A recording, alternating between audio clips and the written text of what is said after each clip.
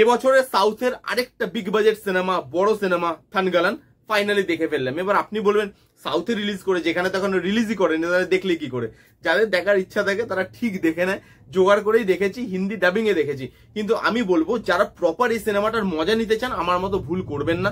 আমি এই সিনেমাটা ফোনে দেখেছি, ইচ্ছেটাকে কন্ট্রোল করতে পারিনি বলে, বাট আপনারা এই সিনেমাটা হলে গিয়েই দেখবেন, তবে আপনি এই সিনেমাটার সঙ্গে জাস্টিফাই করতে পারবেন। না হলে সিনেমাটা কি দেখাতে চাইছে, তার গ্র্যান্ডার, এই জিনিসগুলো না আপনি বুঝতে পারবেন না। ট্রেলার বেরোনোর পর থেকেই দেখার ইচ্ছা ছিল, ফাইনালি জোগাড় করেই আমি দেখেছি। বাট আপনারা সিনেমা হলে দেখবেন, 6 তারিখে আসছে, খুব সম্ভবত 6 সেপ্টেম্বর আসছে, হিন্দি ডাবিং এই আসবে।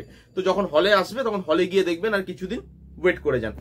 এবার এই সিনেমাটা রিভিউ করব, পজিটিভ দিক নেগেটিভ সবকিছু নিয়ে কথা বলবে। এটা ডাইরেক্ট করছে পিএ রঞ্জিত, কাস্টে আছে চিয়ন বিক্রম স্যার। গল্পটা যদি একটুখানি বলে নি, একটা জায়গা আছে যেখানে অনেক সোনা পাওয়া যাচ্ছে। এবার সোনা পাওয়া যাচ্ছে মানে বুঝতে পারছেন, মানুষের তো লোভের শেষ নেই। অনেকে সেখানে চলে যাচ্ছে সোনাটা বার করার জন্য, কিন্তু সাকসেসফুলি কেউ সেখান থেকে সোনাটাকে বার করে আনতে পারছে না। চিয়ন বিক্রম বলে সবাই তো গেছে, করেছে, কেউ পারেনি, আমি একবার ট্রাই করে দেখি, যদি পেয়ে যায় তাহলে তো ভাই আমার লাইফ সেট। সে চায় সোনাটা বার করতে চায়, সে কি আলটিমেটলি সোনাটা বার করতে পারে, সেই সোনা দিয়ে সে তার ভবিষ্যৎ উজ্জ্বল করতে পারে, এই নিয়েই 2 ঘন্টা 20 মিনিটের এই সিনেমাটা হতে চলেছে। এবার যদি পজিটিভ দিক নিয়ে কথা বলি, প্রচুর পজিটিভ দিক আছে, শুনতে থাকুন, কারণ আমার মুখ ব্যথা হতে চলেছে। ফার্স্ট যেটা নিয়ে কথা বলবো সেটা হচ্ছে এর পারফরমেন্সেস। চিয়ন বিক্রম লেজেন্ড, ওই লোকটা লেজেন্ড। কি টেরিফিক লেভেলে পারফর্ম করেছে, আপনি ধারণা করতে পারবেন না। তাকে একটা আদিবাসী রোল দেওয়া হয়েছিল এবং আপনার দেখে মনে হবে সে সত্যিকারের আদিবাসী, তার সঙ্গে নর্মাল মানুষের কোনো মিল নেই, বা এখনকার দিনের মডার্ন লোকের কোনো মিল নেই।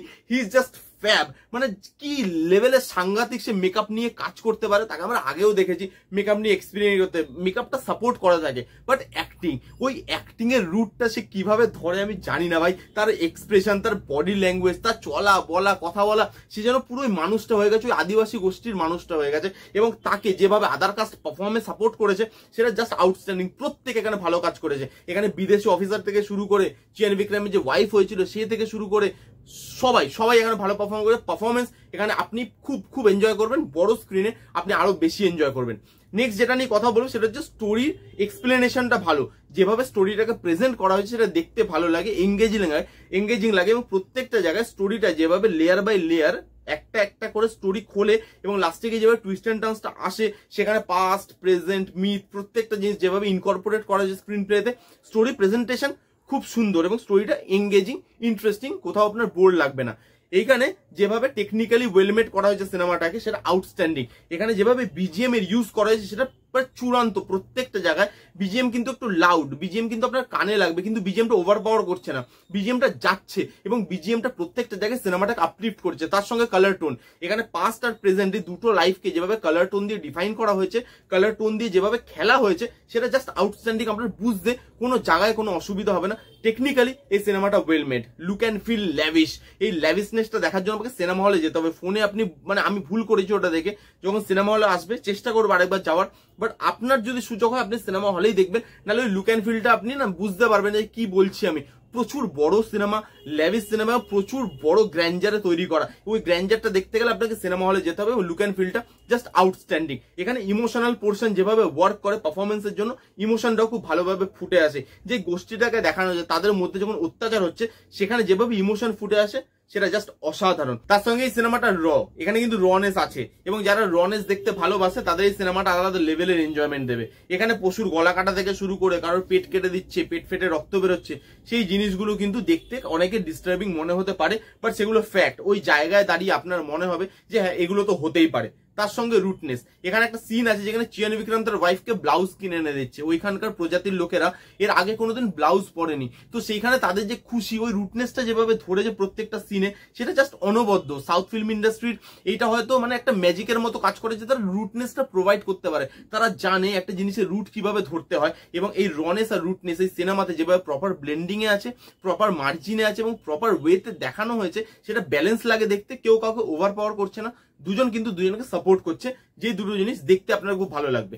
এবং তার সঙ্গে সিনেমাটা কিছু মেসেজ ডেলিভার করে, যেটা কিন্তু অডিয়েন্সের কাছে ভালোভাবে এসে পৌঁছায় আন্ডারলাইন না হওয়ার পরেও। এখানে গ্রিড নিয়ে কথা বলা আছে যে মানুষ লোভী, আগেও ছিল এখনো আছে, মানুষ যত পায় তত চায়। এখানে হয়তো কোনো লোকের কাছে খুব অল্প পুঁজি আছে, তারা সেটা নিয়ে তাদের পরিবারের সাথে খুশি হতে আছে। আমার কাছে হয়তো অনেক আছে, তবুও আমরা সেই অল্প জিনিসটা চাই, তার শেষ সম্বলটুকু আমার চাই, আমার সব চাই। এই জিনিসটা দেখানো হয়েছে সেখানে, যেটা আজকের দিনের সঙ্গে আপনি মিল খুঁজে পাবেন। এবং আজকের দিনে যে জাতপাত নিয়ে যে এখনো পর্যন্ত হয়ে যাচ্ছে আমাদের দেশে, সেটার রুটটা সেখানে। তখন থেকে রিচুয়ালস অনুযায়ী এখনকার দিন অবধি সেই জাতপাত উঁচু নিচু ভেদাভেদটা আমাদের এখানে কিন্তু চলে এসছে। এবং সেই জিনিসটা যেভাবে দেখানো হয়েছে প্রপারলি, সেটা আপনি বুঝতে পারবেন এবং আজকের দিনের সঙ্গে না ওই মেসেজগুলো আপনি রিলেট করতে পারবেন। এই ছিল মোটামুটি পজিটিভ দিক। এবার যদি নেগেটিভ দিকে মুভ করি, ভিএফএক্স এর পোর্শন আর একটু বেটার হতে পারতো।